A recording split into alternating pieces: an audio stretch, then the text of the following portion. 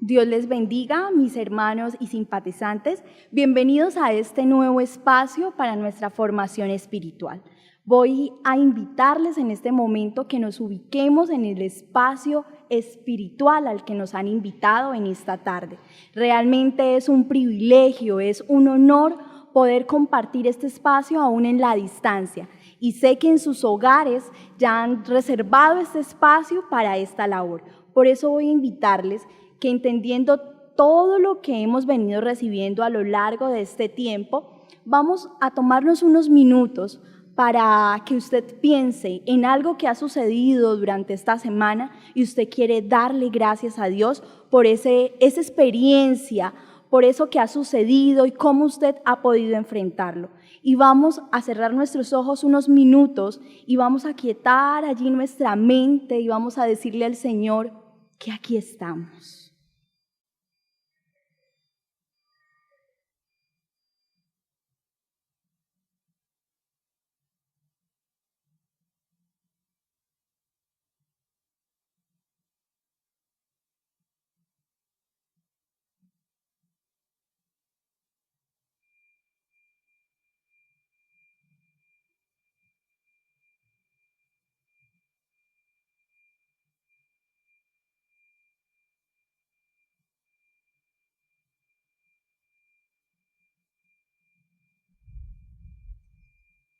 Aquí estamos, soberano Dios, reconociendo, Señor, el poder que has tenido para sostener nuestra vida durante todo este tiempo, Señor.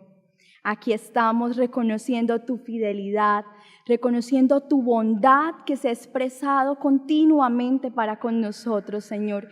Gracias por la vida de cada uno de nuestros jóvenes, por la vida de cada uno de nuestros hermanos, por la vida de nuestros líderes, Señor. Gracias por todas estas situaciones que hemos vivido a lo largo de esta semana, Señor, donde hemos podido comprobar, Señor, tu bondad, que se sigue, Señor, reflejando en cada uno de nosotros. Permite que hoy nuestra mente esté abierta, Señor, para recibir tu mensaje, para estar allí, Señor, confrontando y cambiando y renovando aspectos que necesitan de tu obra redentora en cada uno de nosotros, Señor. Aquí estamos, Padre, delante de ti, en el nombre de Jesús. Amén y amén. Bueno, les invito a que abramos nuestra Biblia. Vamos a hacer nuestra lectura antifonal en la carta a los Filipenses, capítulo 2. Vamos a hacer nuestra lectura desde el versículo 1, vamos a estar en pie y vamos a hacerlo desde el versículo 1 al versículo 11. Pueden ustedes allí en casa alternar con las personas que estén allí en casa y si usted está solito, pues lo vamos a hacer aquí siguiendo la lectura desde sus hogares. Dice el título de este capítulo, Humillación y exaltación de Cristo. Por tanto, si hay alguna consolación en Cristo, si algún consuelo de amor, si alguna comunión del Espíritu, si algún afecto entrañable, si alguna misericordia, completad mi gozo, sintiendo lo mismo, teniendo el mismo amor, unánimes, sintiendo una misma cosa. Nada hagáis por contienda o por vanagloria. Antes bien, con humildad, estimando cada uno a los demás como superiores a él mismo, no mirando cada uno por lo suyo propio, sino cada cual también por lo de los otros.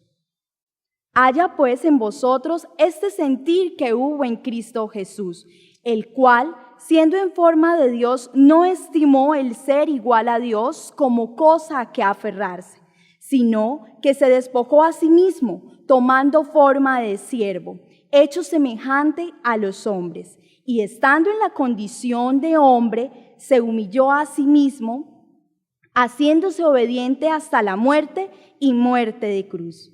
Por lo cual, Dios también le exaltó hasta lo sumo y le dio un nombre que es sobre todo nombre, para que en el nombre de Jesús se doble toda rodilla de los que están en los cielos y en la tierra y debajo de la tierra. Y toda lengua confiese que Jesucristo es el Señor, para gloria de Dios Padre. Bueno, gracias a Dios por este texto que tenemos hoy para seguir construyendo nuestras vidas respecto a cada uno de estos principios, y vamos a disponernos en este momento a exaltar a nuestro Dios, y hagámoslo a pesar de las diferentes circunstancias, como lo venían diciendo algunos de nuestros hermanos en cultos anteriores. Vamos a disponer todo nuestra vida. Sé que hay diferentes situaciones, diferentes problemáticas, pero cuando entramos a este espacio de las alabanzas, lo disfrutamos de tal forma que el Señor obra a través de cada alabanza, y vamos a disponernos a ello. Voy a pedirles el favor que tomen asiento. Que Dios les bendiga, mis queridos hermanos.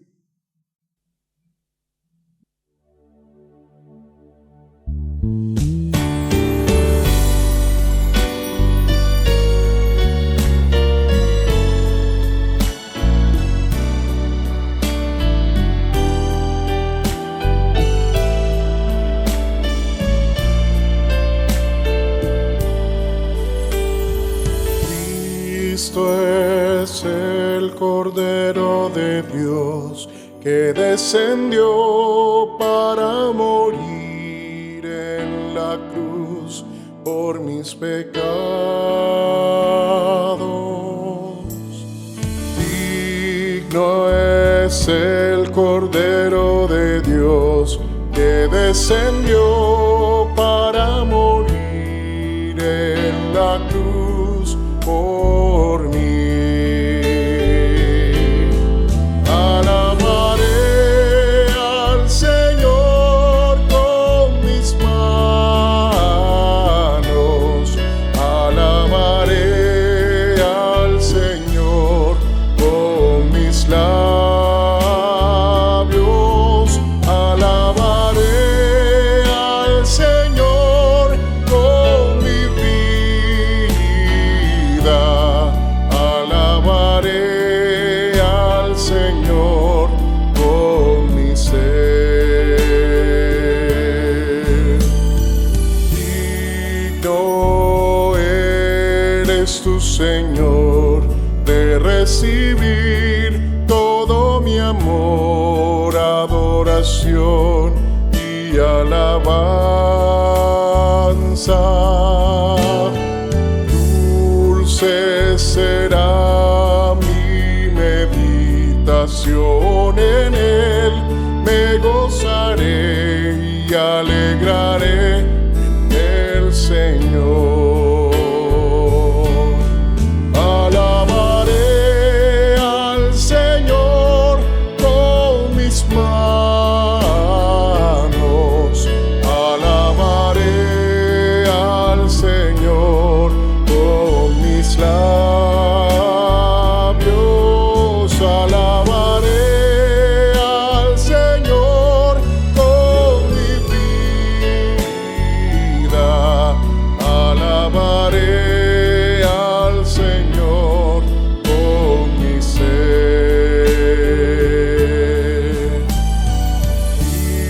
Digno eres tú, Señor, de recibir todo mi amor, adoración y alabanza. Dulce será mi meditación en Él, me gozaré y alegraré en el Señor. Alabaré al Señor con mis manos, alabaré al Señor con mis labios, alabaré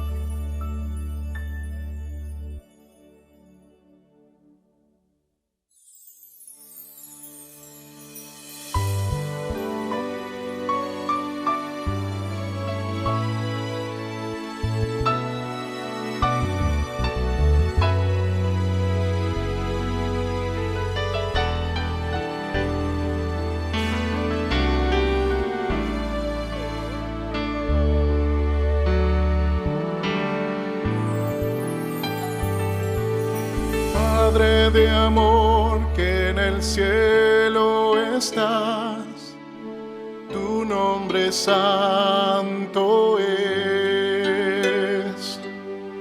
Venga tu reino y se haga tu voluntad por siempre.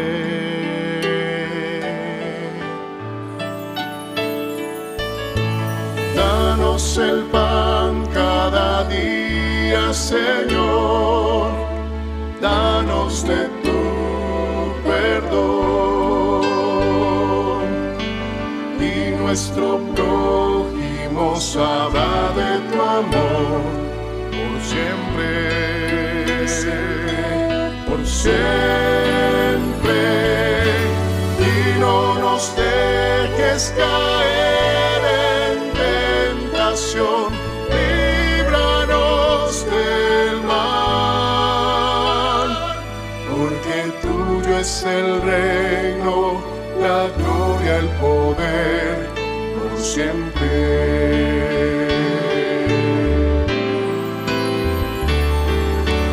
Y no nos dejes caer en tentación, líbranos del mal, porque tuyo es el reino, la gloria, el poder, por siempre.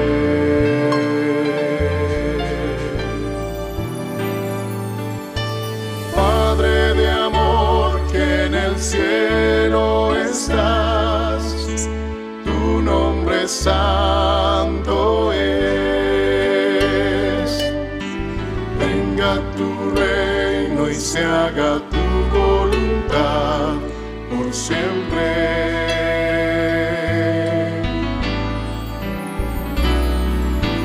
Danos el pan cada día, Señor, danos de tu perdón,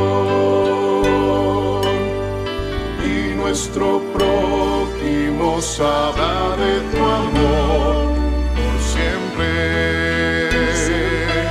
por siempre.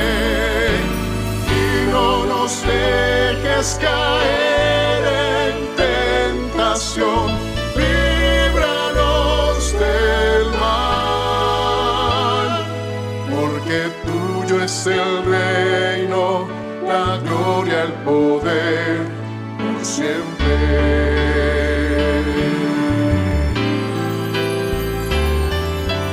Y no nos dejes caer en tentación, líbranos del mal, porque tuyo es el reino, la gloria, el poder, por siempre.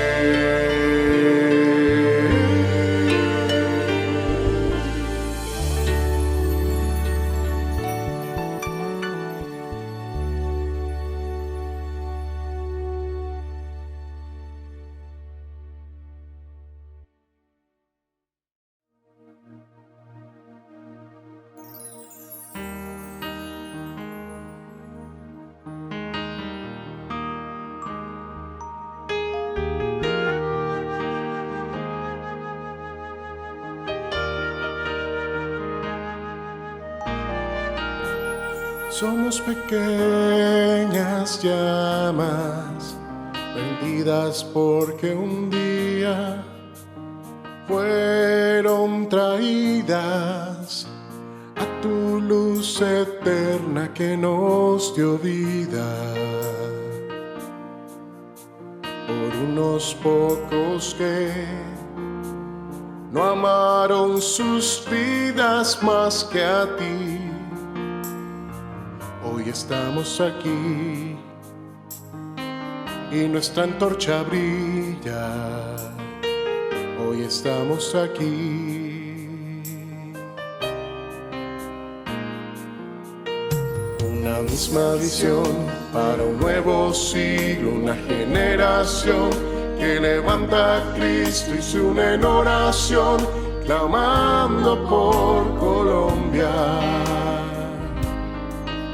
Nuestras posesiones, nuestros corazones pertenecen al Señor de señores, no importa el precio, salva nuestra patria.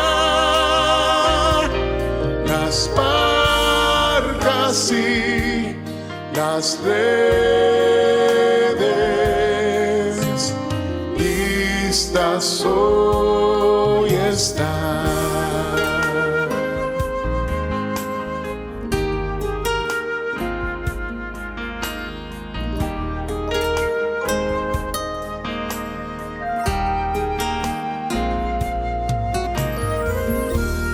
Somos pequeñas llamas prendidas porque un día fueron traídas a tu luz eterna que nos dio vida.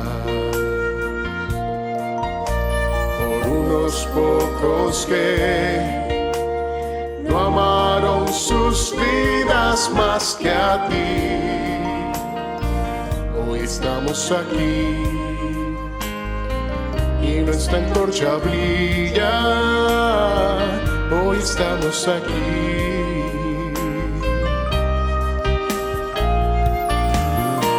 La misma visión para un nuevo siglo, una generación que levanta a Cristo y se une en oración, clamando por Colombia. Nuestras posesiones, nuestros corazones pertenecen al Señor de señores, no importa el precio, salva nuestra patria. Las barcas y las redes listas hoy están. Misma visión para un nuevo siglo, una generación que levanta a Cristo y se une en oración, clamando por Colombia. Nuestras posesiones, nuestros corazones pertenecen al Señor de señores, no importa el precio, salva nuestra patria. Las barcas y las redes listas hoy están. Las barcas y las redes listas hoy están.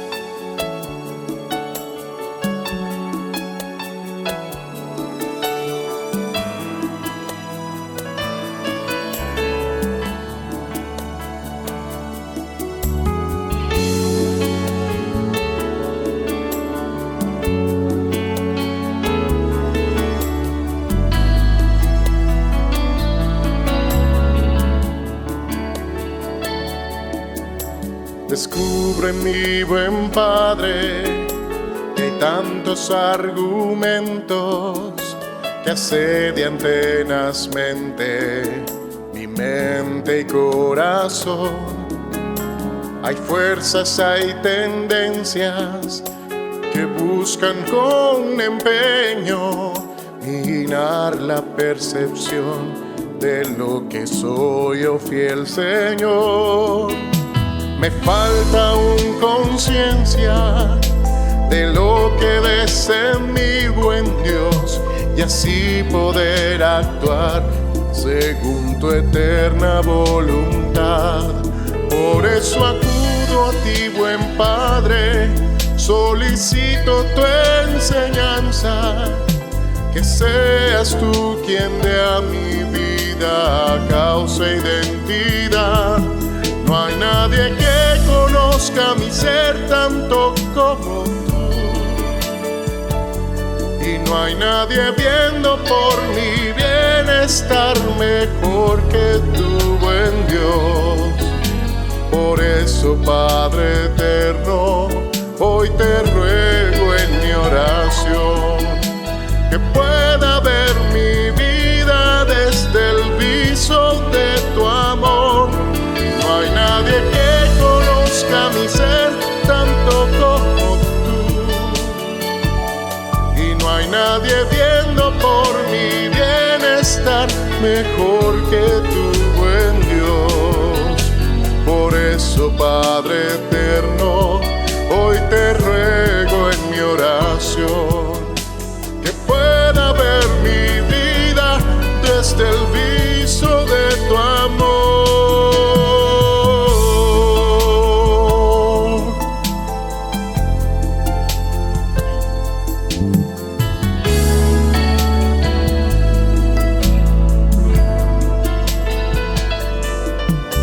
Descubre, mi buen Padre, que hay tantos argumentos que asedian tenazmente mi mente y corazón.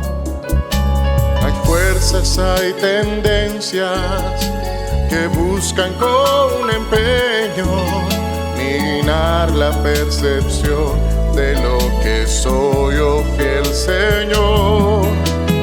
Me falta aún conciencia de lo que ves en mi buen Dios, y así poder actuar según tu eterna voluntad. Por eso acudo a ti, buen Padre, solicito tu enseñanza, que seas tú quien dé a mi vida causa e identidad. No hay nadie que conozca mi ser tanto como tú, y no hay nadie viendo por mi bienestar mejor que tu buen Dios. Por eso, Padre eterno, hoy te ruego en mi oración que pueda ver mi vida desde el viso de tu amor. No hay nadie que conozca mi ser tanto como tú, y no hay nadie viendo por mi bienestar mejor que tu buen Dios. Por eso, Padre eterno, hoy te ruego en mi oración que pueda ver mi vida desde el viso de tu amor.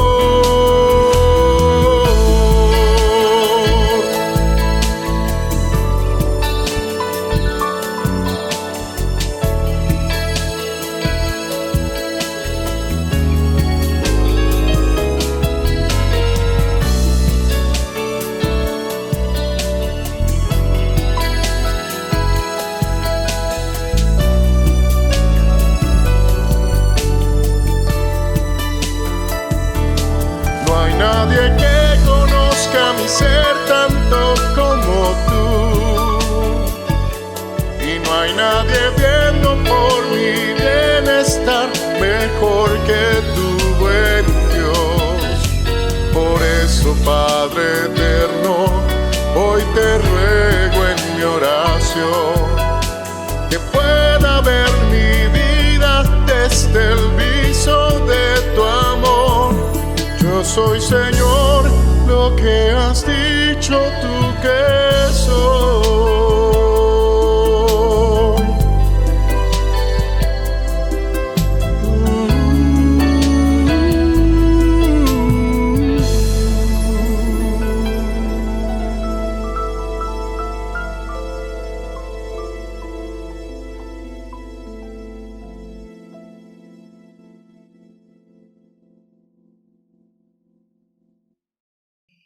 Yo soy, Señor, lo que has dicho tú que soy. Qué frase tan especial, cuánto sentido tiene para nuestra vida. Si nosotros logramos hacer de esto un hecho existencial, si nosotros logramos hacer de esto una verdad en nuestra vida, podemos estar seguros de que nuestra vida tendría un sentido incomparable, porque realmente el único que sabe quiénes somos, que entiende nuestro ser en lo más profundo es Él. Y vamos entonces a decirle en este momento con nuestras palabras, y les invito así en pie como estamos, a que nos dirijamos a nuestro Dios y le digamos: Señor, tal vez como cantábamos, tal vez hay muchas ideas, hay muchas creencias, hay muchas cosas que las he creído y que me han alejado de quién soy realmente, y hoy necesito entender mi realidad. Y yo sé que tú sabes cuál es mi realidad. Aquí estoy para que me hables. Quiero estar dispuesto, estoy dispuesto. De hecho, mis oídos, mis ojos, mi mente, todo está dispuesta para poder entender eso que tú tienes para decirme, porque tú eres quien me conoce realmente. Entonces vamos a decirle eso. Bendito Dios y Padre bueno, en este momento, Señor, nos disponemos delante de ti, convencidos, Señor, de que nadie conoce nuestro ser como tú, que nadie sabe de nuestras necesidades como tú, que nadie, Señor, nos ama como tú, y has venido dejándonos ver de tantas formas ese amor, esa compasión, esa bondad. Nuestra iglesia, nuestros hermanos, cada persona que te sirve, cada siervo tuyo nos ha venido dejando ver esa realidad de quiénes somos. Y hoy queremos pedirte que nos hables a través de esta enseñanza, que toques nuestra vida, que rompas nuestros paradigmas. Seguramente hay muchas ideas equivocadas que tenemos acerca de nosotros mismos. Pues Señor, aquí estamos para que con tu verdad nosotros podamos ser confrontados y ser libres. Muchas gracias, buen Dios, en el nombre de tu Hijo Jesús. Amén y amén. Pueden sentarse, y precisamente a la luz de esta idea de la que hablaba esta canción, vamos a dirigir esta enseñanza. ¿Sí? Recuerden que estamos ya cerrando nuestro ciclo de enseñanzas alrededor del servicio. Hemos venido viendo los elementos fundamentales para el servicio y estamos estudiando el tercer elemento, que es cómo nosotros debemos estar dispuestos para ser canales por los que fluyan los recursos de Dios, ¿sí? Y veíamos una característica hace unos días, y es que el amor es lo que posibilita, lo que garantiza la máxima eficacia para que esos recursos de Dios puedan fluir. Hace 8 días nos decía la hermana Mayerly cómo el pueblo se enriquece a partir de las experiencias de cada siervo, cada experiencia nuestra, cada situación que enfrentamos, que superamos, cada vez que logramos salir adelante de nuestras limitaciones. Todas esas experiencias le aportan al pueblo de Dios. Y hoy vamos a ver una tercera característica de este elemento, y es la siguiente idea. Al siervo se le exige humildad, aquí está la característica principal, se le exige humildad para colocarse por debajo de los demás para poder alcanzarlos a todos. Se requiere humildad para colocarse por debajo de los demás, ¿sí? Y quiero precisamente con la enseñanza de hoy que pudiéramos hacer una precisión, ¿sí? Porque ese colocarse por debajo de los demás uno lo podría confundir con otras condiciones, ¿sí? Muchas veces nosotros creemos que la persona que tiene, por ejemplo, una actitud, un sentimiento, una percepción de inferioridad, es una persona humilde.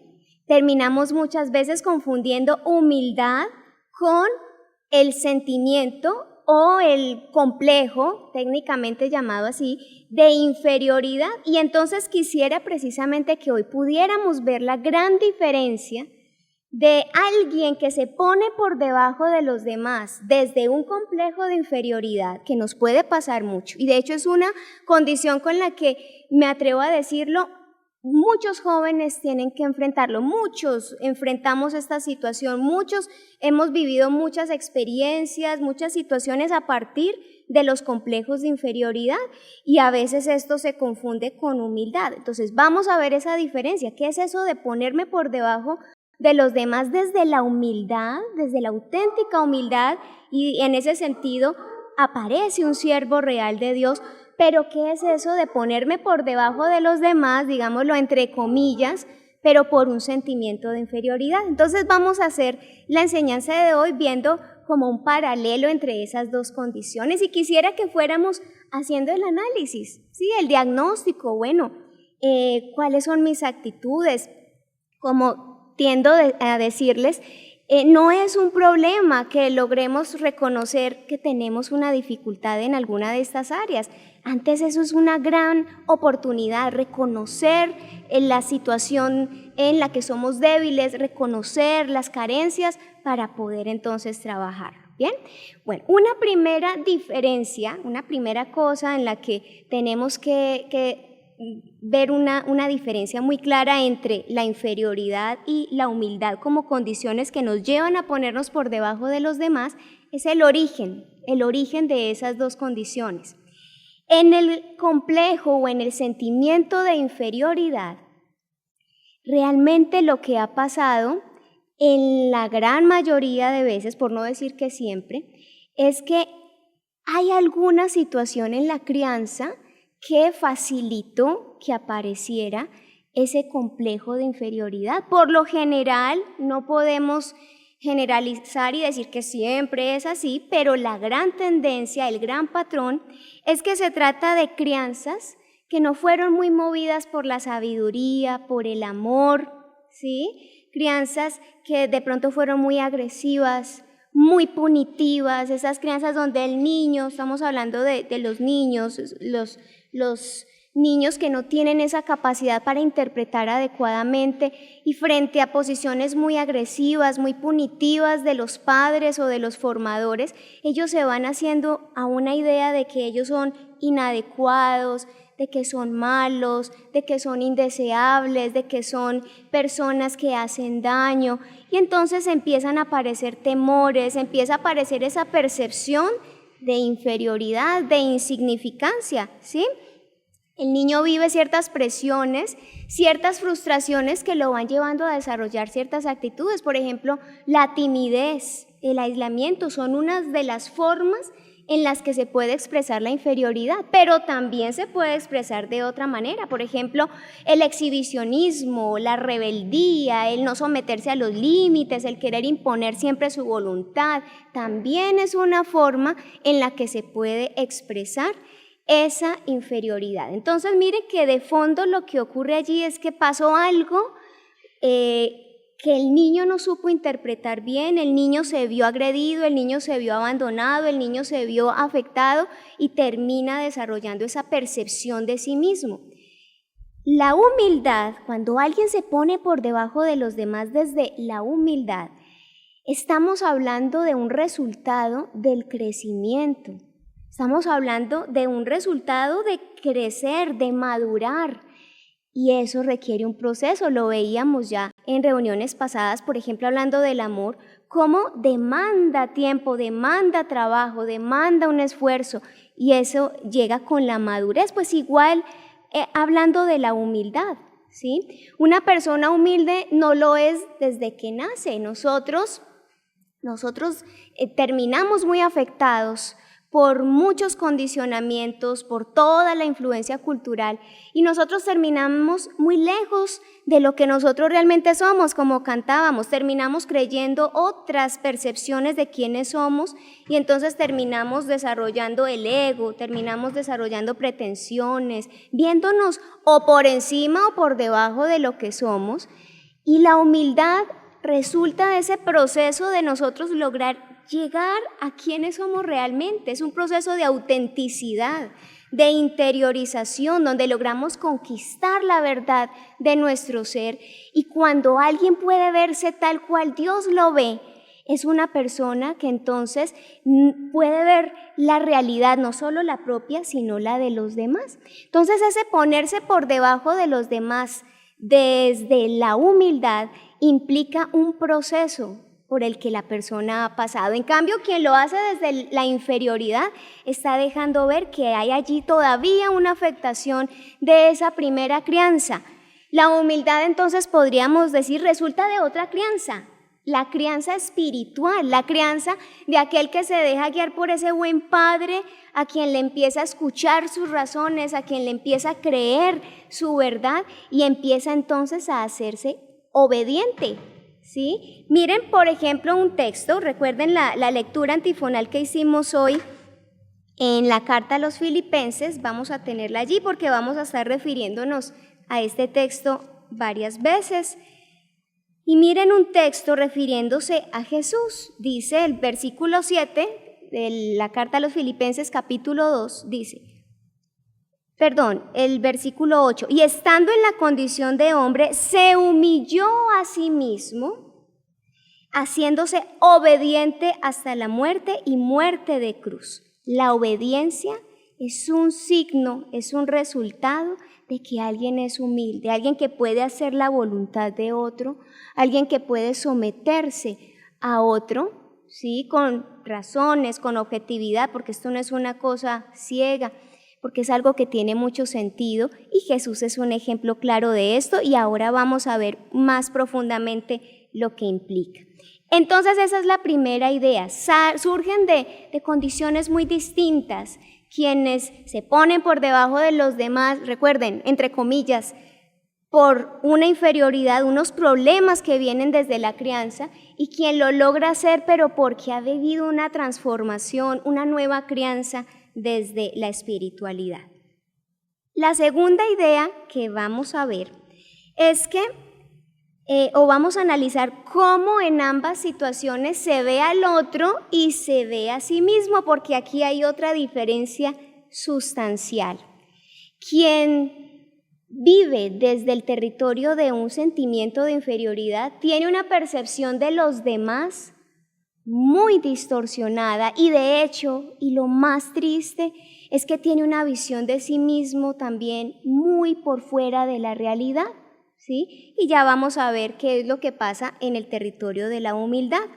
Entonces, hay un serio problema, vamos a dedicarnos en este momento a hablar de la inferioridad y vamos a tomar como referencia un personaje muy interesante, bastante interesante. A mí me llama mucho la atención este personaje, me parece admirable lo que escriben los escritores de este personaje, porque dejan ver muchos rasgos de él, incluso hablándolo desde el punto de vista psicológico, psiquiátrico, hay mucho para analizar, y es el rey Saúl.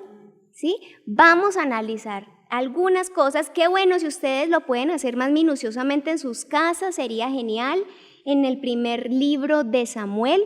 Hoy vamos a ver al menos algunos detalles y lo vamos a tomar como referencia, como contraste de la actitud de Jesús en lo que vemos en Filipenses. Bien, entonces, primero vamos a definir algunas cosas. ¿Cómo se ve a sí mismo una persona con un complejo, con un sentimiento de inferioridad?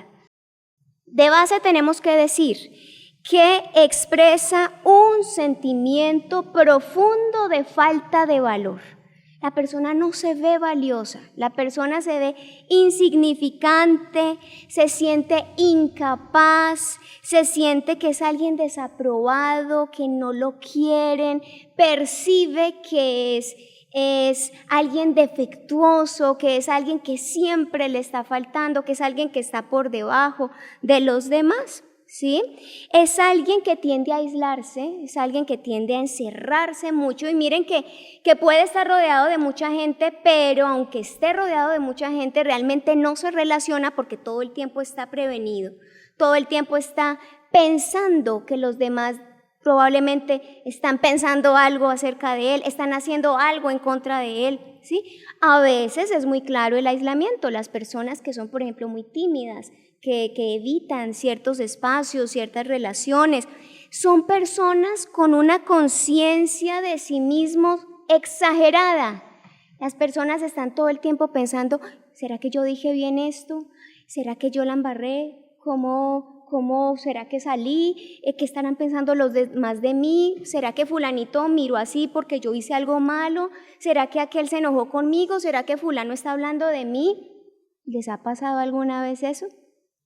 Que ustedes sienten angustia, temor, incomodidad, porque todo el tiempo están pensando qué están pensando los demás de ustedes, cómo los están viendo. Una cosa es que uno diga cómo me ven los demás en un sentido de responsabilidad, porque entendemos que nosotros somos campos de influencia y entonces es bueno observarnos, corregirnos, trabajarnos, pero otra cosa es esa hipersensibilidad donde llegamos al punto de sufrir tanto. El sufrimiento es una característica clarísima en la condición de alguien que sufre de inferioridad, y es que todo el tiempo vive angustia, se siente perseguido, siente que los demás tienen alguna condición emocional o racional en contra de ellos mismos, y por eso esa sensación, esa percepción de minusvalía, de inferioridad, ¿sí? Son personas que hacen muchas autorreferencias, necesitan estar mostrando mucho lo que lograron, lo que hicieron, lo que tienen, para llamar la atención. Porque como se sienten inferiores, necesitan de alguna forma garantizar que los demás pongan su mirada en ellos por cosas que ellos creen valen la pena. ¿Bien? Son personas que desarrollan muchas veces afán de control, necesitan tener el control, dominar, porque sienten que de esa forma pueden sentirse seguros. Si yo tengo el control, si yo sé qué hacen mis amigos, si yo sé dónde están, si yo sé qué hacen, entonces me siento tranquilo, pero vaya que mis amigos se relacionen con otras personas, hicieron esto y yo no sabía, ¿será que no me quiere? ¿Será que ya no confían en mí? ¿Será que ya se sienten mejor con otras personas? De hecho, quienes sufren de inferioridad todo el tiempo están comparando. ¿Qué hizo el otro? ¿Yo qué puedo hacer? ¿Cómo se ve? ¿Cómo me veo yo? ¿Al otro cómo lo admiraron? ¿A mí cómo me miraron? ¿A le aplaudieron? ¿A mí no? Y todo el tiempo haciendo esas comparaciones están sufriendo profundamente. En todo caso hay una cuota muy, muy alta de sufrimiento. ¿Bien? Con respecto a los demás, aquí acabamos de ver así rápidamente cómo se ve a sí mismo una persona que sufre de inferioridad. ¿Y cómo ve a los demás esta persona con sentimiento de inferioridad? Entonces, claro, si yo me veo menos, si yo me siento que soy insignificante, pues entonces la tendencia es a ver al otro más grande, es engrandecer al otro, es exaltar al otro, pero no desde la actitud humilde, por ejemplo, que nos deja ver, volvamos allí a Filipenses 2, donde dice: nada hagáis por contienda o vanagloria, antes bien, con humildad, estimando cada uno a los demás como superiores a él mismo. Fíjense que aquí nos lo hacen ver como algo que debemos hacer.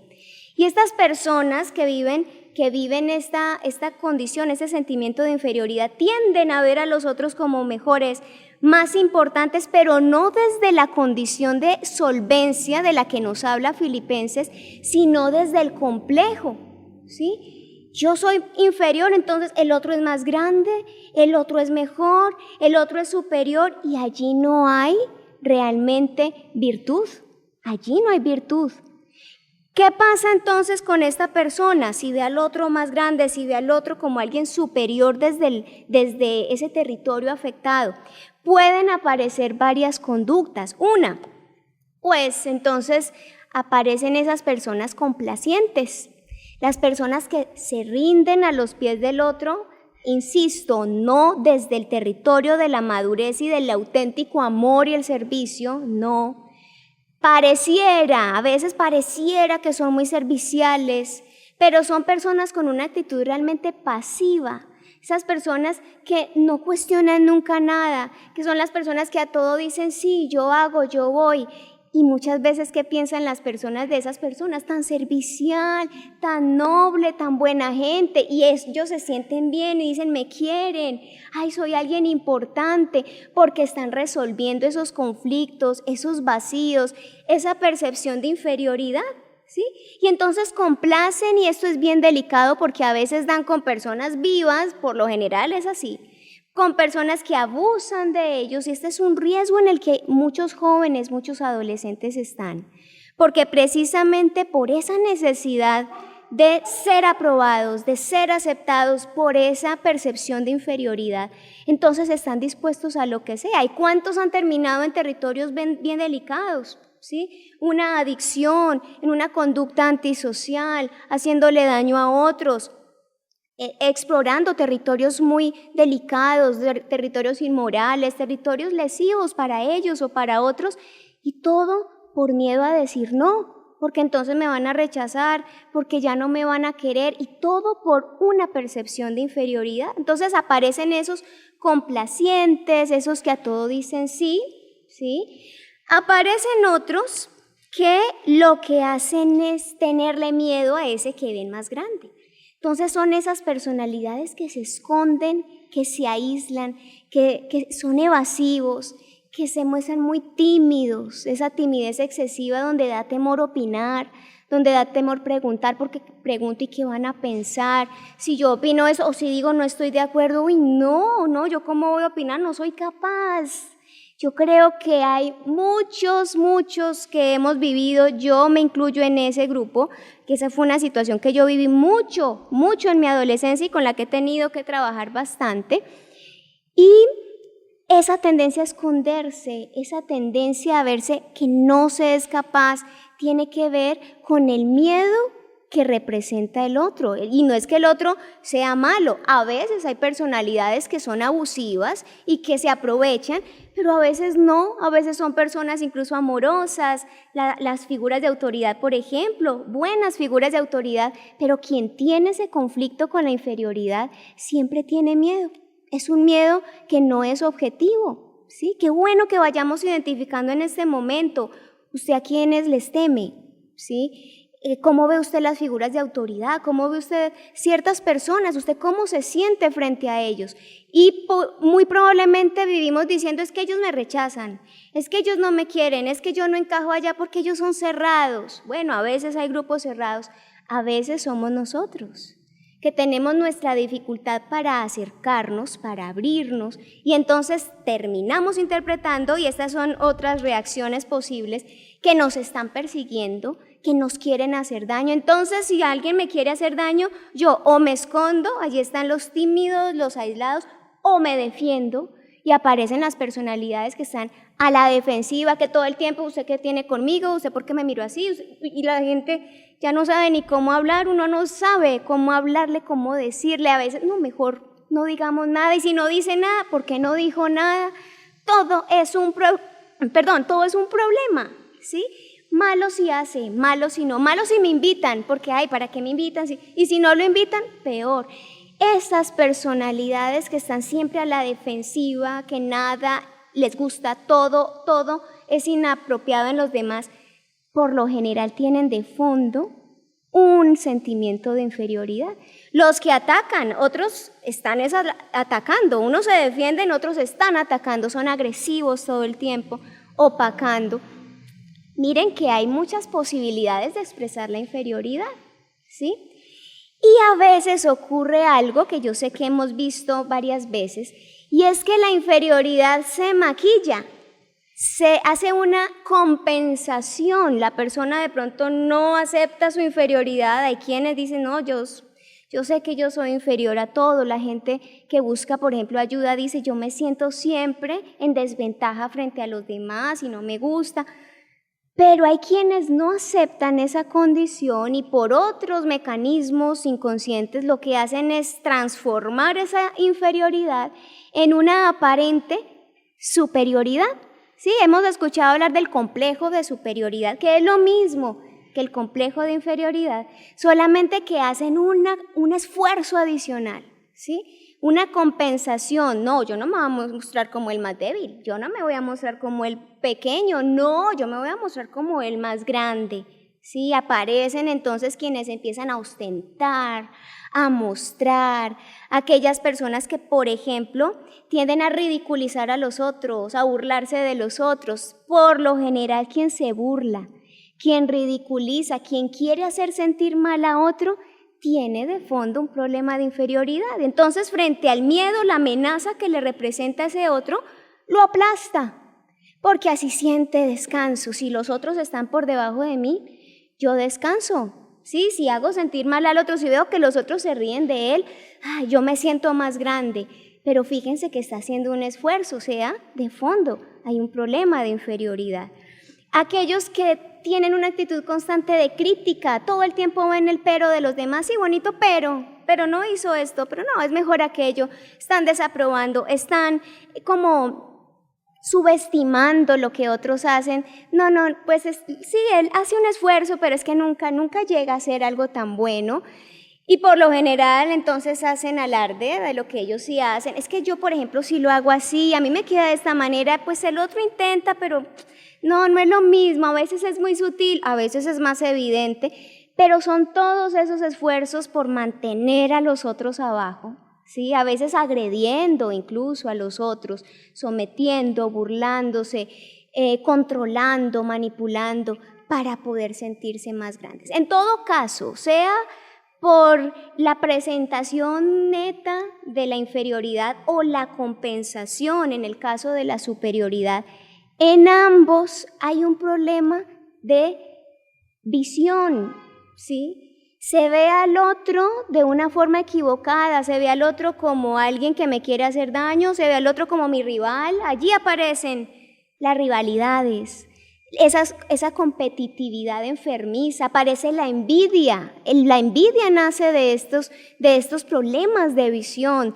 del otro y visión de mí mismo, porque yo me siento tan poca cosa que necesito lo que tiene el otro, pero odio al otro, pero no me gusta el otro, lo quiero anular, quiero que desaparezca de alguna manera, ¿sí? Aparecen muchas condiciones que dejan en evidencia un problema para ver al otro como es y para verse a sí mismo como es. Y esto fue lo que le pasó al rey Saúl. Acabamos así de ver como a grandes rasgos en qué consiste ese cuadro de la inferioridad. Pero ahora sí quiero que veamos con citas concretas cómo se ve esa situación del rey Saúl. Miren que hay algo muy particular, y es que Saúl era un hombre que contaba con características que alguien podría decir desde lo superficial, podrían decir, es alguien interesante, por ejemplo, digámoslo así, es alguien que podría llamar la atención, es alguien que podría, hablándolo superficialmente, podría sentirse satisfecho, ¿sí?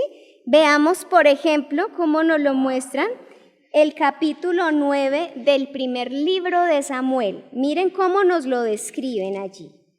Dice, bueno, desde el primer versículo voy a leer, primer libro de Samuel, capítulo 9, dice, había un varón de Benjamín, hombre valeroso, el cual se llamaba Cis, hijo de Abiel, hijo de Seror, hijo de Berocat, hijo de Afía, hijo de un benjaminita, ¿sí? Y tenía él un hijo que se llamaba Saúl, joven y hermoso. Sí, allí hay muchas versiones que les dan otras descripciones. En todo caso, dejan ver a alguien muy atractivo, alguien muy interesante. Entre los hijos de Israel, miren esto es más certero todavía. Entre los hijos de Israel no había otro más hermoso que él. De hombros arriba, ¿sí? Sobrepasaba a cualquiera del pueblo, es decir, cuando se ponían todos los hombres de pie de los hombros para arriba, él era el que resaltaba más, él era el más alto, él era el más apuesto, él era el más atractivo, o sea, era alguien que contaba con unas condiciones, al menos en lo que el texto nos lo deja ver, físicas. Y de hecho, cuando leemos y profundizamos, vemos otras características, no solo las físicas, su valentía, ¿sí? Su entrega, su fuerza, muchas cosas que lo hacían un hombre muy especial, era alguien especial. Pero qué tragedia tan grande que uno no pueda verse así. Y realmente la historia de Saúl es muy triste. De verdad me encantaría que la pudieran estudiar, porque es que es un hombre que no era malo, como nosotros tendemos a ver a veces en las películas, en fin, o a veces nosotros mismos en la Biblia hacemos esa interpretación. Estos son los personajes buenos y los malos. Saúl entre los malos, uy, no, muy malo. Realmente no. Cuando uno ve la historia de Saúl, Saúl antes es un hombre digno como de compasión, un hombre que sufría mucho y era un buen hombre. De hecho, era el hombre que Samuel, el gran profeta, el último juez de Israel, vio como ese hombre que prometía por muchas características para ser el rey, el primer rey del pueblo. Ellos hasta ahora habían tenido unos líderes, unos jueces, pero iba a ser el primer rey, ¿sí? Entonces él tenía unas características interesantes, pero miren también otras características de su personalidad que podemos ver acá. Ustedes luego van a ver bien porque no nos da el tiempo para quedarnos en los detalles, pero ocurren una serie de situaciones y Samuel le dice, bueno, tú eres el escogido para que seas el rey. Cuando le anuncia, le explica pues todo lo que va a pasar. Saúl, fíjense lo que dice Saúl de él mismo, veamos cómo se ve Saúl a él mismo. Allí en el versículo 24 del mismo capítulo 9, dice, espérenme, yo veo que tal vez me equivoqué. Aquí, el 21 dice, Saúl respondió y dijo, ¿no soy yo hijo de Benjamín? Recuerden que Benjamín era el hijo menor de los 12 hijos de Jacob, la tribu pequeña, de la más pequeña de las tribus de Israel. Y mi familia no es la más pequeña de todas las familias de las tribus de Benjamín. ¿Por qué pues me has dicho cosas semejantes? ¿Yo quién soy? Yo soy nada. Yo soy insignificante, yo soy alguien pequeño para esto de lo que usted me está hablando. Era una persona tímida, ¿sí? Era una persona tímida. Veamos cuando ya llega el momento, cuando Samuel le anuncia al pueblo que Saúl iba a ser su rey. Miremos qué pasó. Dice, en el capítulo 10, versículo 21, dice, hizo llegar la tribu de Benjamín por sus familias, y fue tomada la familia de Matri, y de ella fue tomado Saúl, hijo de Cis. Y le buscaron, lo estaban buscando para presentarlo, era su momento de darlo a conocer, lo buscaron, pero no fue hallado. Preguntaron pues otra vez a Jehová si aún no había venido allí aquel varón, y respondió Jehová, he aquí que él está escondido entre el bagaje. Entonces corrieron y lo trajeron de allí, y puesto en medio del pueblo, desde los hombros arriba, era el más alto que todo el pueblo. Sí, mire, pero él se escondía, era alguien tímido, era alguien inseguro, era alguien que se veía muy poca cosa. En algún momento después Samuel le dice, usted no recuerda a Dios de dónde lo sacó si usted mismo se veía tan poca cosa. Sí, el texto nos deja ver de entrada a un hombre que se ve a sí mismo inferior, aunque era más grande que los demás en muchos sentidos, aunque socialmente, aunque físicamente tenía condiciones llamativas, atractivas, él se veía el más pequeño, él se veía inferior, tenía un problema de inferioridad. Bien, miren que cuando lo nombran habían muchas dudas acerca de él. Veamos allí mismo en el capítulo 10, versículo 27, miren lo que algunos decían, algunos aceptaron, pero otros, dice allí, algunos perversos dijeron, ¿cómo nos va a salvar este? Y le tuvieron en poco. Uy, no hay cosa que le duela más a alguien con sentimiento de inferioridad que confirmar que efectivamente alguien lo considera poca cosa. Y miren lo que dice acá, y le tuvieron en poco y no le trajeron presente, mas él disimuló. A mí me parece súper interesante cómo lo muestra el texto. Él se daba cuenta, él veía, Y cuando uno analiza toda la historia, ya uno analiza, ese disimuló. Cuando uno ya sabe el final, uno dice, ese no fue un disimular de madurez, de decir, bueno, Señor, perdónales porque ellos no saben lo que hacen. Como dijo Jesús, no. Ese era un disimular de llenarse de resentimiento, tal vez, de crecer en esa idea de, si ve que yo soy inferior, si ve que a mí no me quieren, si ve que yo no valgo. ¿Cuántas veces nos ha pasado eso? ¿Cuántas veces usted ha definido el valor de su vida por lo que ha escuchado de otros? ¿Cuántas veces usted ha sufrido, se ha sentido muy mal, muy triste, ha dejado de asumir ciertos compromisos, ha dejado de asumir ciertos retos, se ha alejado de ciertas relaciones porque usted ha creído en eso que otros dicen que usted aparentemente es? ¿Sí?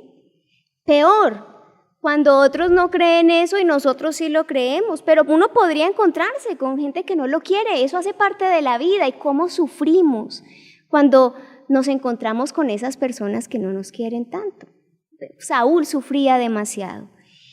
El caso es que él empezó su reinado y empezó con gloria, él empezó con proezas, él empezó a hacer cosas increíbles y el pueblo empezó a quererlo. No hay algo que desee tanto una persona con sentimiento de inferioridad. Yo quiero que me quieran, yo quiero ser importante, yo quiero que me nombren, yo quiero que me sigan. Y las redes sociales, ya lo hemos hablado en otras oportunidades, sirven para eso. Aquí me doy a conocer, aquí me voy a anotar, a ver cuántos me siguen, cuántos me quieren, a cuántos les gustó lo que subí. Si Saúl viviera en esta época, yo creo que sería un aficionado a las redes sociales y viviría preocupado por qué dicen los demás de mí y viviría mostrando lo que hace, lo que consiguió, pues él hacía eso. Le gustaba que supieran sus hazañas, sus victorias, las daba a conocer y enterarse que el pueblo lo iba queriendo más y más, lo llenaba de alegría, ¿sí? Miremos un ejemplo en el capítulo 15, versículo 24. Miren lo que dice. 11, 12. Capítulo 11, versículo 12 dice, el pueblo entonces dijo a Samuel, ¿quiénes son los que decían, ha de reinar Saúl sobre nosotros? ¿Quiénes eran esos? Para que los matemos. ¿Qué tal? Es que Saúl no servía, miren este rey que tenemos. Y entonces todo el pueblo fue a Gilgal, invistieron allí a Saúl por rey delante de Jehová, sacrificaron ofrendas de paz delante de Jehová y se alegraron mucho allí Saúl y los de Israel. Uy, Saúl eso le debía dar una tranquilidad, sentirse querido, sentir que era especial para ellos. Y aquí viene un problema, que cuando uno desde la inferioridad busca eso, claro, Saúl se puso por debajo de los demás, como venimos viendo en la idea de esta enseñanza, ponerse por debajo de los demás. Saúl se dedicó a servir a su pueblo, Saúl se dedicó a protegerlos, pero desde la inferioridad, para Saúl se volvió un lío porque tenía que complacer al pueblo, tenía que tenerlos contentos, porque él no quería la desaprobación del pueblo. Y empezó a cometer errores Saúl, que ustedes van a leer más detalladamente, pero empezó a cometer errores porque él no quería incomodar al pueblo, porque el pueblo le había aplaudido, porque el pueblo lo veía como alguien especial, y entonces él no quería perder eso. ¿Usted no le ha pasado alguna vez eso?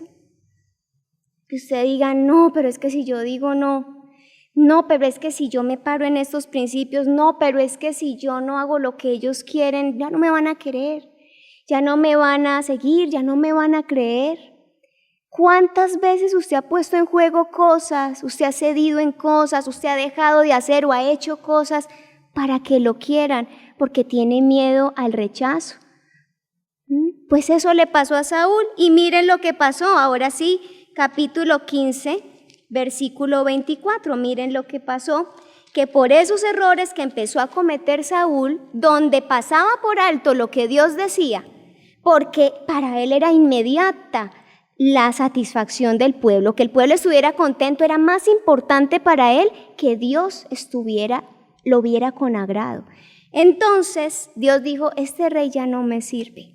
Lo siento, pero ya no puede seguir contando con mi respaldo, porque para Saúl ya era más importante la aceptación de los demás que lo que Dios dijera. Miren entonces versículo 24 del capítulo 15. Los hombres de Israel fueron puestos en apuro aquel día porque Saúl... Otra vez me equivoqué, no es... es que estaba leyendo el que no era, 15:24. Entonces Saúl dijo a Samuel, yo he pecado, pues he quebrantado el mandamiento de Jehová y tus palabras. ¿Por qué? Miren, porque temí al pueblo y consentí a la voz de ellos. Me dio miedo que no me quisieran, me dio miedo que ya no me siguieran aplaudiendo. Y allí empezó Saúl su decadencia y empezaron a pasar cosas peores. Miren lo que le pasó a Saúl entonces, estando ya en ese estado. Aparece un nuevo personaje, que esto sí fue la muerte de Saúl. Y apareció un personaje que no era malo, que eso es lo más triste. Apareció un personaje inmensamente bueno, que lo quería ayudar, que quería servirle al rey, y ese personaje era David. Apareció, ustedes ya saben la historia con Goliat, y entonces miren lo que empieza a pasar. Saúl empieza a tenerle envidia. Al principio lo quería, pero cuando empezó a ver el concepto que tenían los demás acerca de David, empezó a sentir rabia, empezó a sentir celos. El texto dice, ya no lo volvió a ver igual, lo empezó a odiar. Le empezó a buscar la caída, a veces directamente, a veces indirectamente, pero quería desaparecer a David, ¿sí? Y eso fue algo terrible para él. A partir de ahí Saúl nunca volvió a ser el mismo, pudiendo contar con David como alguien que lo apoyara y entre los dos hacer cosas muy especiales. Saúl convirtió a David en su enemigo, lo veía como su enemigo, percibía en David una amenaza cuando David realmente todo el tiempo le protegía la vida, todo el tiempo le daba muestras de su fidelidad, de su lealtad, pero Saúl no alcanzaba a ver eso. Y miren esta tragedia para él, porque empezó a percibir el concepto de los demás. Y esto es algo terrible para una persona con un problema de inferioridad. ¿Qué piensan los demás de mí? Y miremos varias cosas que empezó a darse cuenta Saúl. Veamos, por ejemplo, allí en el capítulo 15, versículo 28, miren lo que le dijo Samuel, su profeta, su líder. Como es para uno tan importante saber qué piensa mi líder de mí, ¿sí? Pues eso debe ser importante para nosotros poder trabajarnos, para crecer, pero cuando alguien lo hace desde la inferioridad, sufre cada que percibe alguna desaprobación, así sea para el bien de él. Pero imagínense en esto, versículo 28, Samuel le dijo, Jehová ha rasgado hoy de ti el reino de Israel y lo ha dado a un prójimo tuyo mejor que tú. Dios mío, terrible, Saúl debía estar que no soportaba, ¿cómo así que hay alguien mejor que yo? ¿Usted no le ha pasado alguna vez de pronto, no sé, en un deporte, en el colegio, en algo que usted era muy bueno y llegó alguien y ahora la gente dice, ay, ese es mejor, uy, le fue mejor, ocupó el primer puesto y usted estaba acostumbrado a ser el primero? Todos esos sentimientos, esa rabia, ese dolor, esa angustia, dolor no, sufrimiento, todo eso deja ver un sentimiento de inferioridad. Luego miren lo que dice el pueblo. Capítulo 18, versículo 7, cuando David mató a Goliat, miren lo que dice, cantaban las mujeres que danzaban y decían, Saúl hirió a sus 1000 y David a sus 10,000. Imagínense Saúl viendo, claro, los que antes le aplaudían a él ahora dicen, claro, Saúl es muy bueno, pero David es mejor.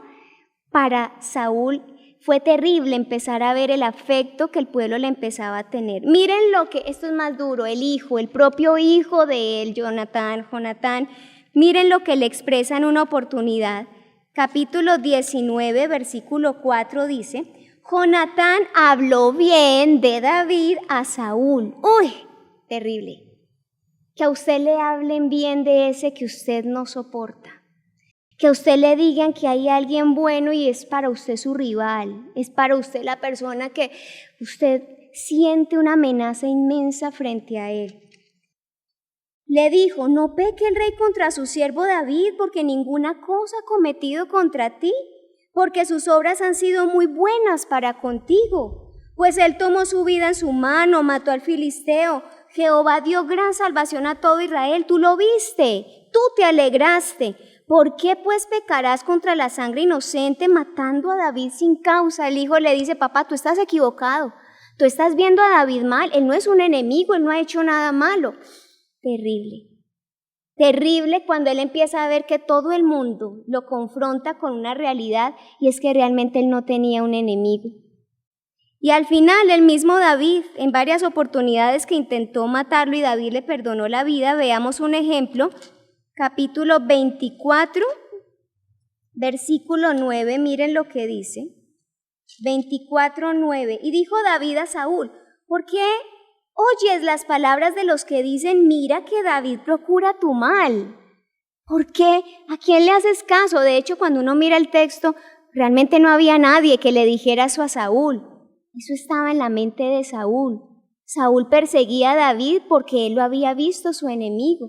Y el versículo 14 dice David: ¿tras quién ha salido el rey de Israel? ¿A quién persigues? ¿A un perro muerto? ¿A una pulga? ¡Qué interesante! David le dice: usted me ve a mí como su amenaza. Yo soy pequeño.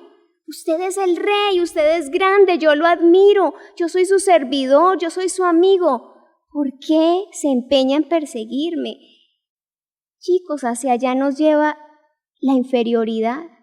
Fíjense el caos, y de hecho el caos fue tal que la forma en la que termina la vida de Saúl es terrible. Él acaba con toda su familia, acaba con su vida porque se suicida, se llevó por delante de los sacerdotes al pueblo. Todo lo acabó por perseguir a David, que realmente no era su enemigo. Una posición de ponerse por debajo de los demás. Él empieza así, con esa actitud humilde aparentemente, de sentirse menos que los demás, de querer servir, de complacer, pero a la final Saúl se quería servir, era él mismo. A la final todo lo que hacía era para que lo quisieran, para que lo alabaran, para sentirse importantes. Y fíjense que no era un hombre malo, era un hombre enfermo. Pero ¿hasta dónde llegó su condición? Qué diferente lo que nos muestra Filipenses de la posición de Jesús. Vamos a leerlo para ir cerrando ya y mirar el contraste que es tan claro. Una persona, miren lo que dice acá: la actitud de ustedes debe ser como la de Cristo, dice el versículo 5. Él viene diciendo lo que les leía: no hagan nada por contienda, por vanagloria, antes con humildad estimen cada uno a los demás como superiores a ustedes mismos. Una persona que es humilde es una persona que se ve tan valiosa, es una persona que realmente se sabe tan plena que por eso no tiene problema en poner a los demás en una posición de mayor importancia para servirles, para entregarles, para tener a veces que ceder, para tener a veces que poner aparte o en segundo plano sus propias necesidades, sus urgencias, porque entiende que los demás necesitan más, necesitan recibir algo que él tiene, porque lo que él tiene sabe que viene de una fuente superabundante que es Dios. La humildad se sustenta en eso, en la claridad que tiene alguien de en qué está fundamentada su vida. Eso que cantábamos hoy, en saber quiénes somos, en creer lo que Dios dice que somos, eso nos hace humildes. Cuando nos vemos en los ojos de Dios y entendemos nuestra verdadera grandeza, ¿dónde está? Que no está en las cosas que hacemos, que tenemos, sino en qué tan grande Dios se expresa en nosotros. Entonces esta persona puede agacharse y puede ceder hasta lo último, porque entiende que tiene lo más importante y es que Dios está en su vida. Miren, y vamos a leer así rápidamente allí, versículo 4. no mirando cada uno lo suyo propio, sino cada cual también por lo de los otros. Haya pues en vosotros este sentir que hubo también en Cristo Jesús, el cual siendo en forma de Dios, no estimó ser igual a Dios como cosa que aferrarse. No se pegó de sus méritos, de sus derechos. Es que yo soy el hijo de tal, es que yo tengo tal lugar, es que yo he logrado esto, es que yo he hecho esto, yo tengo derechos, yo tengo méritos. No, una persona humilde desestima sus derechos y sus méritos. Puede renunciar a ellos, puede agacharse, puede ponerse por debajo de los demás y miren qué distinto. Porque no está esperando, yo me pongo por debajo de los demás para que me miren, me aplaudan y digan qué bonito, como hizo Saúl. No, lo hace porque quiere dar bienestar, porque quiere entregar, porque está interesado en los demás, ¿sí? Sino que se despojó a sí mismo y tomando forma de siervo, hecho semejante a los hombres, y estando en la condición de hombre, se humilló a sí mismo, haciéndose obediente hasta la muerte y muerte de cruz. ¡Qué especial! Esto fue lo que hizo Jesús, y Jesús no hizo eso desde un complejo, Jesús lo hizo desde una solvencia, porque es que se había mirado en los ojos de Dios y había entendido de tal forma quién era, dónde estaba su valor, que no tuvo problema con entregar hasta su vida, porque sabía que eso tenía un afecto especial para el otro.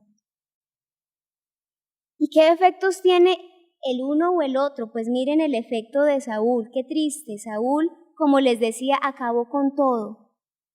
Acabó su familia, su estirpe se acabó, allí murió su linaje. Su propia vida, él se termina suicidando. Arrastró todo, lleno de rabia, y en sus cuadros patológicos terminó acabando con el pueblo, con los sacerdotes, lleno de ira, persiguiendo a David. Acabó con todo. La gran paradoja es que no logró hacerle nada a David. David fue libre todo el tiempo de resentimientos y al contrario, siempre le dolió el sufrimiento de su rey. Pero Saúl, desde su inferioridad, quedó condenado a su soledad. Nunca pudo disfrutar la cercanía de nadie. Nunca pudo disfrutar a los que tenía cerca. Nunca pudo disfrutar el amor que recibía de los demás. Se sintió solo, desconfiado, angustiado. Qué triste ese final de Saúl. ¿Cuál es el efecto de Jesús? Aquel que renuncia a todo, aquel que se humilla, aquel que es capaz de ponerse por debajo de todos, de servir a todos, de entregarse, no verse superior a nadie. Al contrario, miren él, mientras Saúl vio en David un enemigo, Saúl vio en David a su enemigo, Jesús a sus enemigos los absuelve de culpa. Antes le dice a Dios, perdónalos, ellos no saben lo que hacen. Nunca vio como enemigos propios a sus enemigos, los amó, estuvo tranquilo, pudo encontrarle sentido a su vida, y el efecto de eso es que le dio un impacto de oportunidad, de esperanza, de salvación, no solamente a su pueblo, no solamente a los que estaban allí, a sus discípulos, un impacto a la especie, un impacto para la humanidad.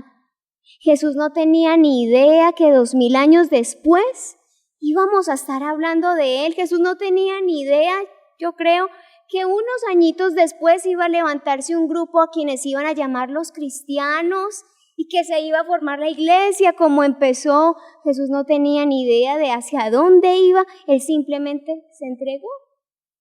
Y fíjense en el impacto tan especial cuando una persona piensa más allá de sí mismo. Y eso es algo que nosotros tenemos como posibilidad, ¿sí? Y vamos a decirle a Dios, vamos a finalizar en este momento con una oración. Les invito a estar de pie.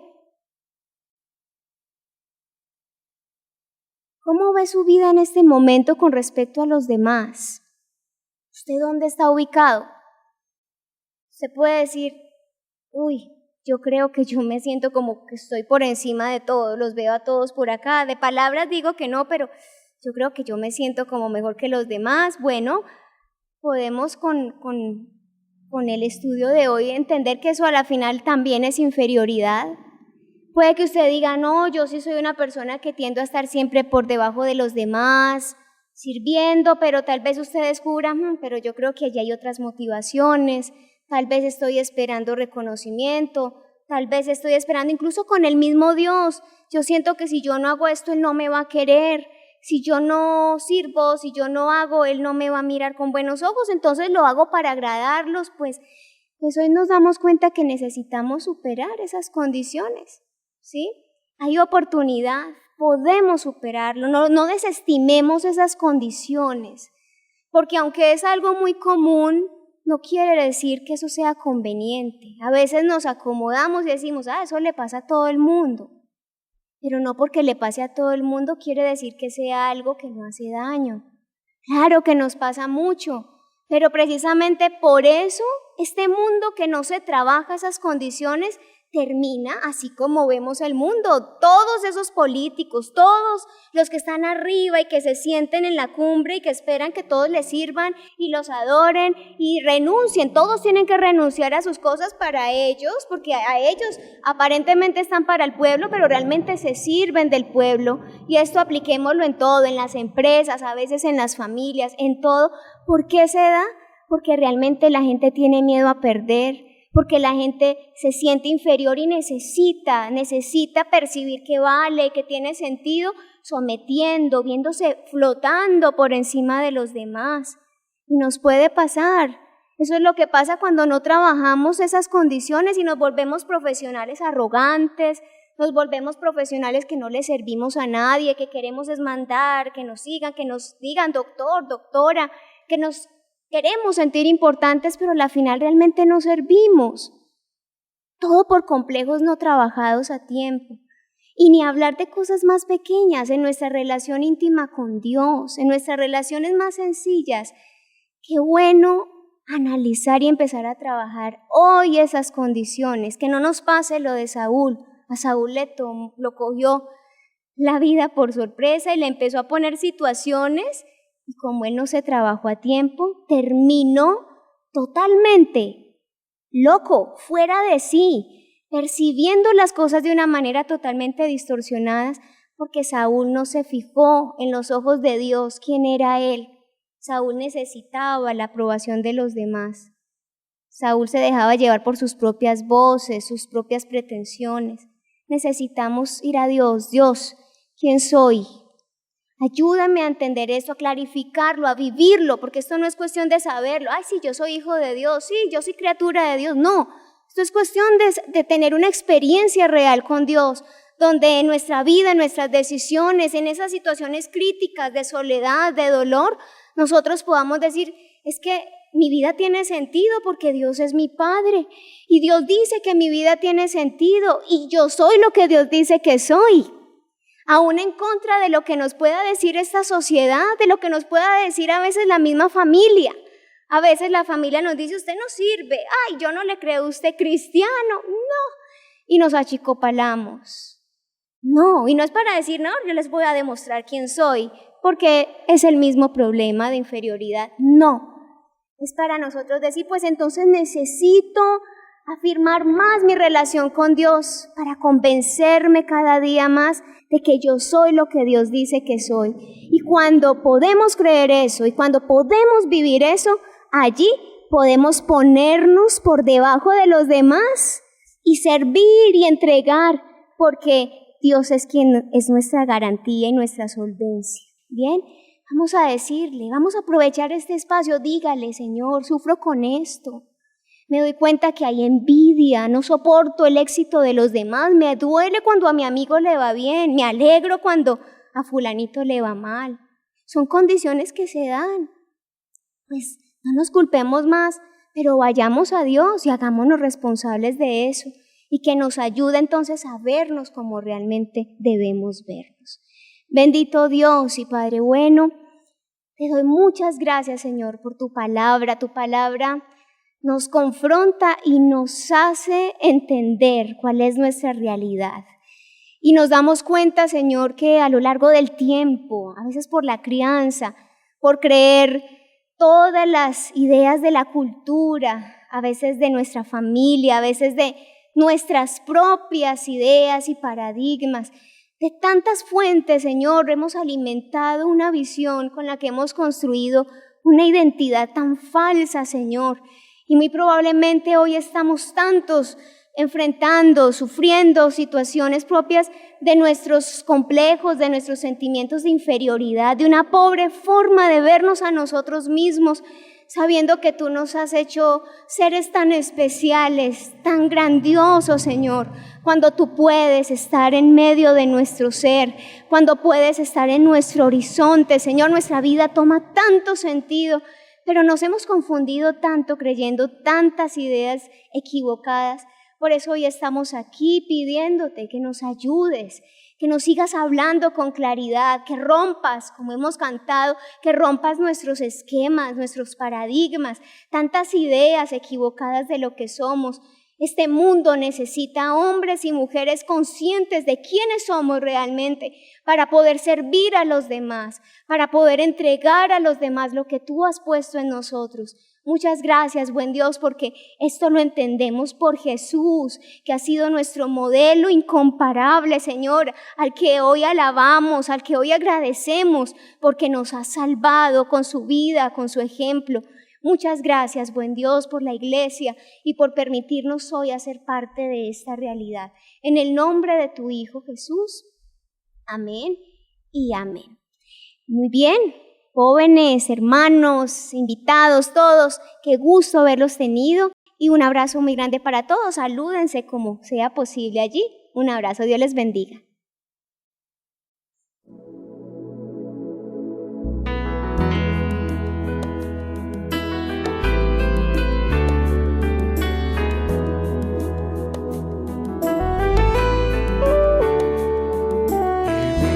En un mundo a la deriva sin control, en medio de una sociedad sin rumbo y dirección, mas siempre habrá esperanza y un futuro siempre habrá, si en nuestro Dios confiamos y en su iglesia hallamos paz. Y es su iglesia que me guía y me consuela y si hay dolor, ella cuida bien mis pasos y me brinda eterno amor. Es el faro del Señor que me ilumina al caminar y es también la fortaleza que protege en todo mal. Es verdad, es paz, es vida y siempre busca el bienestar de cualquiera que permita a Dios hacer su voluntad. En su amparo es que yo crezco, pues a ella pertenezco. Gracias Dios, pues sé que en tu infinito amor me has brindado con tu iglesia salvación.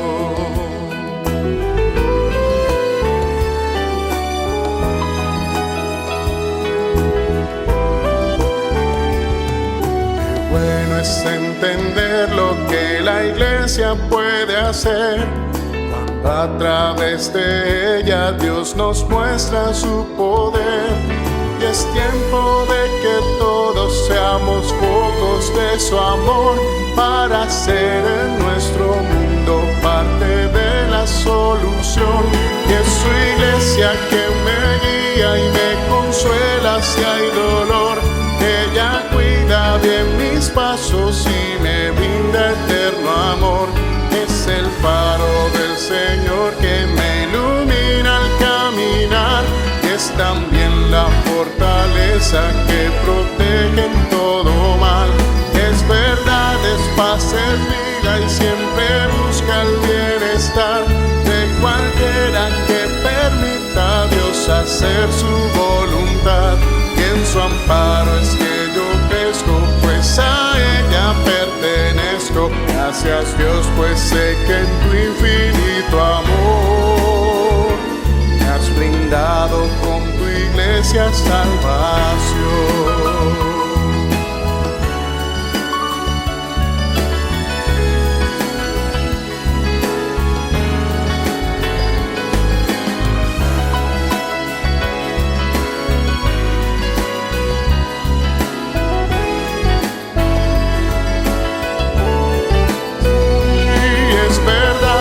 paz es vida y siempre busca el bienestar de cualquiera que permita a Dios hacer su voluntad. Y en su amparo es que yo crezco, pues a ella pertenezco. Gracias Dios, pues sé que en tu infinito amor me has brindado con tu iglesia salvación.